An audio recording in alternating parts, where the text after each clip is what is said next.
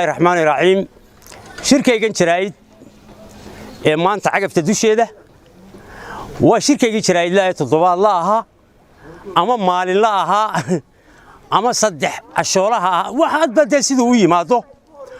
ما أنت شركة جرايد وحالتك دقاوة الدنيا كوسو كوروني كهذا الكيده iyo ka muslimiin ahaan inaga waxay nagala gudboon aragtidayda waxaan ka qabo haddii ay dunida ilaahay caladiisu soo degto dee waxa weeye waxa lagaga eerto horta ilaahay uun baa cabsidiisu baa lagaga eertaa cid wax iska difaaci kartaa cid wax iska joojin kartaa toona ma jirto marka sidaa la yeelo dunidu maanta waxay u qaybsan tahay waa gaalo iyo islaam gaalo waxay ka gaalowday ilaahay abuurtay bay ka gaalowday iyadu markaa waxbay dee dhaqan gaar ah bay isticmaalaysaa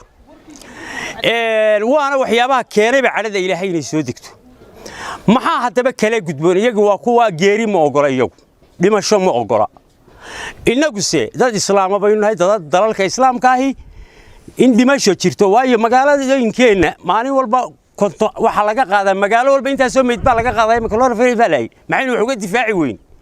waxa weeye haday maanta iyaga geeridu kaga cabaadisay iyo waxa ilaahay u soo diray dee inaga dadkuba waa dhiman inagu saasaynu u dhimanayna waana ogolayn laakiin amaraan maqlayay ka soo baxay guddigii hawshan loo xilsaaro la leeyahay masaajidada ha la xidho diiniyan anigu diintu waxay ka qabto dee anigu garan maayo laakiin war haddaanay xidhnayn kuwii fusuqa lagu samaynayo guriyii lagu samaynayo awood u lahayn inaad xidho oo kuwii qaadka iyo xanta iyo beenta iyo balaayada lala geliyay furan yihiin intii masaajidka ku jirtayna aad tiri ka soo yaacay kuwana aanad xidhi karin marka ma dadka intii ilaahay ba inoogu dambi naxariisanayeen aad ka tiri soo xidha masaajidka soo kuwan furan maaha markaa kaniisada isugu kaalaya dadku waxa weeye anigu waxaan oran lahaa daani sida tan qabin haddaanay dawladdu awood u lahayn inay xidho dhulka fusuqa iyo guryaha lagu samaynayo waxaan haddaanay iyadu xakamayn karin dee masaajidka quraya xakamaynin baan anigu oran lahaa kuwaas la furnaadeen kaana hal la soo xidho kaas waa kii lagaga eeran lahaa waxa xun mid labaad dadka maanta wadanka jooga xitaa bandow maalin uma taaghayo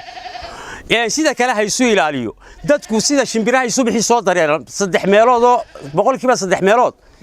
sida shimbiraha waxaan leeyahay war dawladda haddaanay awood u lahayn meelihii marfashiyadii meelihii albaabadii kale haddaanay xidhiba karaynin masaajidkii hal la xidho anigu ma qabo inay dee waa meeshii lagaga eeran lahaa intaa yar baaba ilaahay inoogu dambi dhaafaya masaajidka ku jirta magaalada Burco waxa ka dhacday baa laygu yiri nin baa laga helay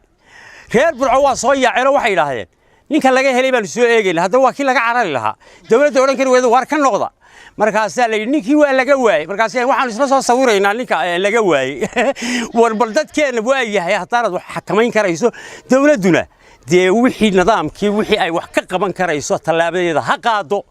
wixii nadaafad lagaga hortagayo wixii kale ay qaban karayso dad baan maqlayay miyiga ha loo baxo oo miyiga ma gurigaaga aad ka aragtay dadka boqolkiiba 3 meelood oo 2 meelood waqti bay ku sugan yihiin hadda adigu lacagaad miyi ugu rarto hayso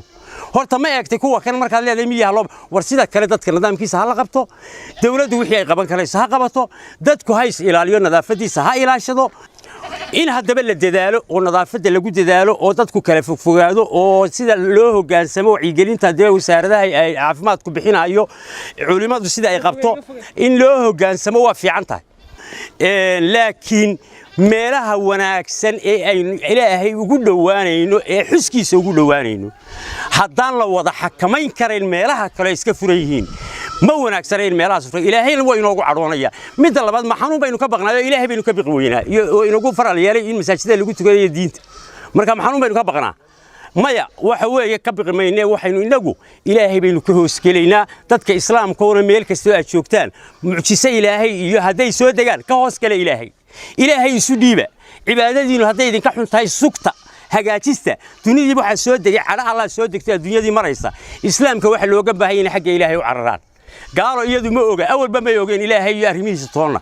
waa taa qaylinaysa inagu aanu cararo xagga ilaahay sidaas aan ugu oran lahaa. Wassalaamu alaykum wa rahmatullaahi wa barakaatuh.